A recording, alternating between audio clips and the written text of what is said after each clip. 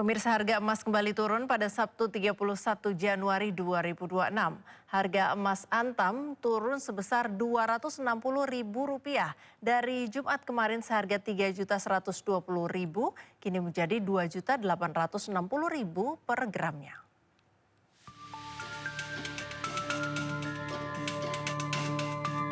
Setelah sempat meroket naik dan berada pada level tertinggi pada Kamis 29 Januari 2026, harga emas menunjukkan tren penurunan pada Jumat 30 Januari dan berlanjut pada Sabtu 31 Januari 2026.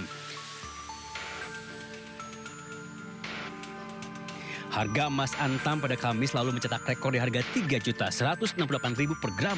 Kemudian turun Rp48.000 pada Jumat di harga Rp3.120.000 per gram dan berlanjut menurun tajam sebesar Rp260.000 pada Sabtu di harga Rp2.860.000 per gramnya. Tidak hanya Antam, harga emas yang ditawarkan oleh Pegadaian pada Sabtu 31 Januari 2026 juga kompak melemah. Penurunan harga ini berlaku untuk berbagai produk termasuk buatan Galangi 24 dan UBS. Harga emas Galangi 24 pada Sabtu 31 Januari turun Rp89.000 di harga Rp3.171.000 per gram dari sebelumnya pada Jumat di harga Rp3.260.000 per gramnya. Hal yang sama juga terjadi dengan harga emas UBS yang turun Rp89.000 menjadi Rp3.186.000 per gramnya dari sebelumnya pada Jumat di harga Rp3.275.000 per gramnya. Pemirsa, Gubernur DKI Jakarta Pramono Anung meresmikan Masjid As-Sakinah yang berlokasi di gedung Toko Daging Nusantara Tebet, Jakarta Selatan.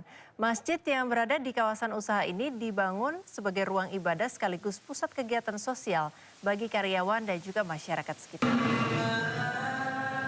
Masjid As-Sakinah yang terletak di dalam gedung Toko Daging Nusantara Tebet resmi digunakan setelah diresmikan oleh Gubernur DKI Jakarta Pramono Anung. Kehadiran masjid ini menjadi simbol perpaduan antara kegiatan usaha dan nilai keagamaan di tengah kawasan perdagangan. Masjid As-Sakinah diharapkan dapat menjadi contoh bahwa ruang usaha juga dapat menjadi ruang ibadah dan juga kegiatan sosial. Beliau menyampaikan sudah membuat 4 masjid. Di antara 4 masjid itu ada yang nama ibunya. Terus terang di situ saya nangis. Saya belum pernah punya masjid atas nama ibu saya. Ini juga bukan hanya untuk beribadah, tapi kita menyelenggarakan dalam bentuk pendidikan, kemudian sosial, dan juga yang kami lakukan adalah kami ada di beberapa daerah. Lisa Manoban atau yang dikenal dengan Lisa Blackpink syuting film di sejumlah lokasi di Indonesia. Tidak hanya di Jakarta, syuting juga dilakukan di Tangerang, Bekasi, dan juga Depok.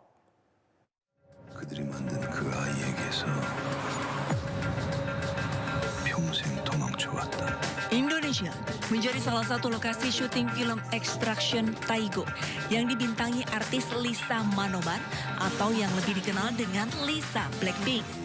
Tak hanya Lisa, film Korea ini juga dibintangi sejumlah sosok terkenal lainnya, yaitu aktor Ma Dong-seok. Di Tangerang, Banten, syuting dilakukan di sekitar pintu air 10, sehingga jalan di KS Tubun pun ditutup mulai tanggal 28 hingga 31 Januari 2026. Pengamanan di lokasi syuting pun diperketat untuk memastikan kelancaran proses pengambilan gambar. Ini merupakan kebanggaan bagi kita ya. Kota Tangerang dijadikan syuting dengan artis-artis internasional. Dan ini juga untuk mengenalkan Kota Tangerang kepada dunia. Ya. Karena ini juga akan berpengaruh kepada perkembangan perekonomian termasuk UMKM yang ada di Kota Tangerang. Memang sementara ini ada penutupan jalan, itu sifatnya sementara ya, kepada masyarakat, kami mohon maaf. Tak hanya di Tangerang, rencana syuting juga akan dilakukan di Jakarta. Kota Tua dipilih menjadi salah satu lokasi syuting di Jakarta. Lalu lintas di sekitar Kota Tua dialihkan, pengamanan pun ditingkatkan. Berdasarkan izin yang diterima Polda Metro Jaya, rencananya syuting akan dilakukan di Kota Tua, Kastil Batavia, Muara Baru, Cikini Hospital, Bekasi, dan Kota Depok.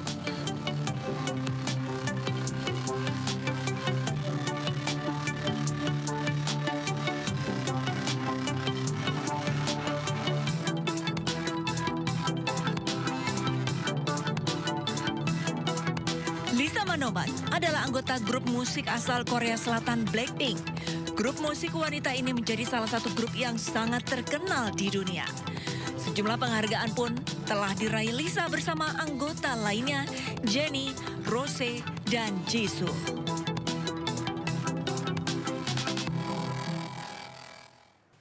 Ke informasi berikutnya, pemirsa, dalam satu hari 5 pejabat otoritas keuangan mengundurkan diri dari Direktur Utama Bursa Efek Indonesia Iman Rahman hingga 4 pejabat OJK. Pengunduran diri kelimanya sebagai tanggung jawab atas anjloknya IHSG selama beberapa hari belakangan.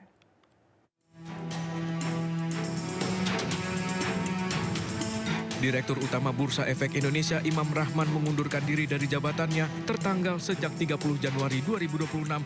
Imam menyebut pengunduran dirinya sebagai bentuk tanggung jawab atas anjloknya IHSG selama beberapa hari belakangan.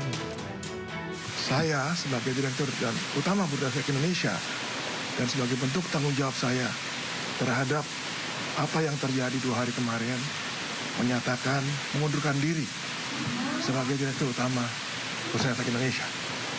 Saya berharap ini yang terbaik buat pasar modal.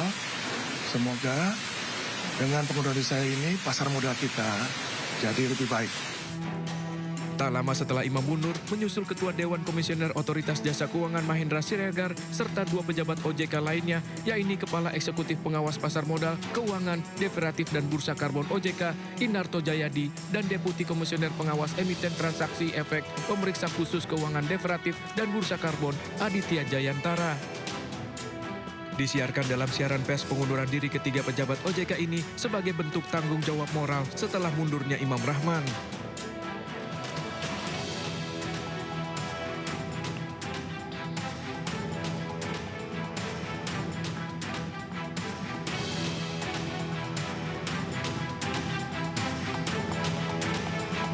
Menyusul 3 unsur pimpinan OJK dan Dirut OJK, Wakil Ketua Dewan Komisioner OJK, Mirza Aditya Suara juga turut mengundurkan diri.